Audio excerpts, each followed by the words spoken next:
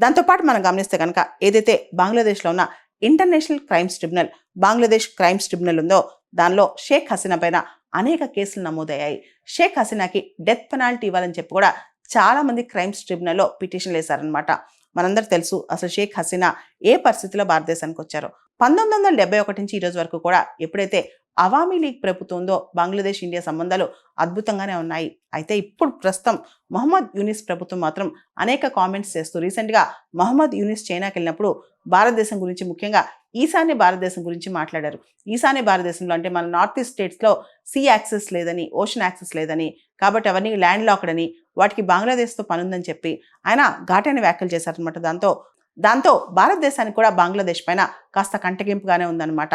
ఈ పరిస్థితిలో షేక్ హసీనా మాత్రం తాను బంగ్లాదేశ్కి తిరిగి వెళ్ళాలంటే కొన్ని కండిషన్స్ ఫుల్ఫిల్ అవ్వాలని చెప్పి చెప్తున్నారు. అయితే ఇప్పటి వరకు కూడా 2024 ఆగస్టు నుంచి ఈ రోజు వరకు కూడా బంగ్లాదేశ్లో ఎన్నికలు జరగలేదు. ఏదైతే మొహమ్మద్ యూనిస్ ప్రభుత్వం ఉందో అది కేవలం ఇంట్రిమ్ గవర్నమెంట్ మాత్రమే. అక్కడ అసలు మైనారిటీస్కి రక్షణ లేదని చెప్తున్నారు. పూర్తిగా లా అండ్ ఆర్డర్ దెబ్బతిందని కూడా అంటున్నారు అనమాట. బంగ్లాదేశ్లో ఆర్థిక వ్యవస్థ కూడా అతలాకుతలంగా ఉందని చెప్పి నిపుణులు చెప్తున్నారు. ఈ పరిస్థితిలో అసలు బంగ్లాదేశ్లో ఎన్నికలు ఎప్పుడు జరుగుతాయి, సుస్థిరమైన ప్రభుత్వం ఎప్పుడు వస్తాయి, ఏ పెద్ద ప్రశ్నలు అనమాట.